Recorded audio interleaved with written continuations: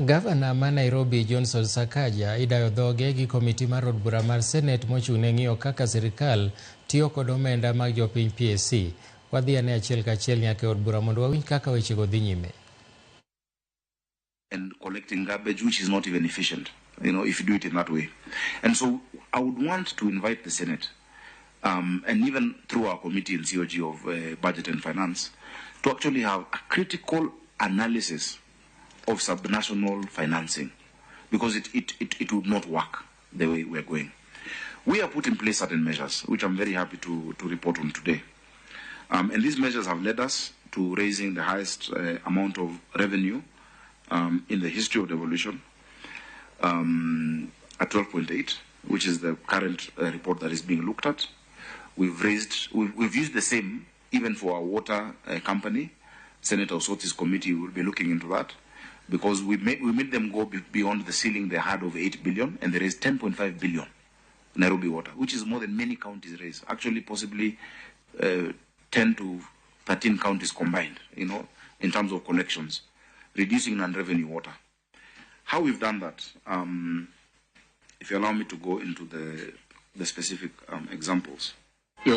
Governor, I appreciate that, and actually my query was over and above the 12 billions, the 10.5 billions. Yeah.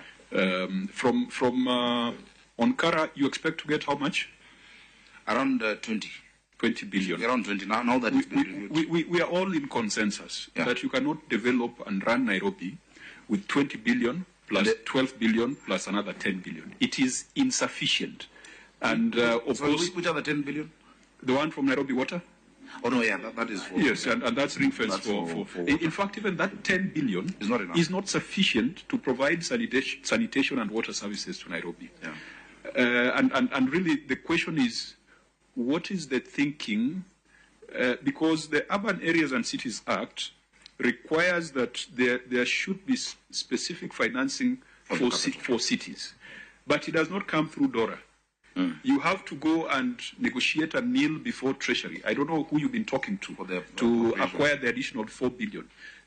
Why can't we institutionalize that conversation so that it is not a begging mission by the governor of Nairobi to the national government? How can we help you to institutionalize it and to ring-fence it? Because the money you have is not enough. Chair and Governor, you can take this together. There's something Senator Cherargei said about your friendships. At least I know that one of your friends, my party leader, has taken a position on division of revenue. Yes. All those things you are saying, when you discuss with your party leader, what does he say about your views? Because at least mine is clear on how much money should come to the counties. I just want to know, what does he say about some of the things you're saying? And number two, we have had a conversation in this city about the money that is owed by national government institutions through unpaid rates to the Nairobi City County. Again, I want to understand, when you have those conversations with your party leader, who's the head of state, what is his position on these things? Or should we wait until your other friend becomes the head of state so that these things can be done? I thought you were keen on institutionalizing the conversations rather than basing it on friendship. It's about to be head of the African states. On a more substantive issue, Governor has alluded to that in the history of devolution, I don't know whether within Nairobi City County or across the country, he has collected at 12.8 billion. Yes. In comparison to what? Because, when he says what is the target and the revenue potential, I don't know whether Dahir, you can tell us what is the revenue potential, or Salat, who is here, the revenue potential of Nairobi City County, because what Governor is collecting of 12.8 billion is that the auditor does not have the view of the system in itself. And maybe Governor can be gracious as he is today and smiley today, is that he should tell us how much under Nairobi Metropolitan Services, and he cannot run away from this because he was the area senator, and then how much were they collecting comparison to 12.8 billion that we are talking about? Thank you, Chair.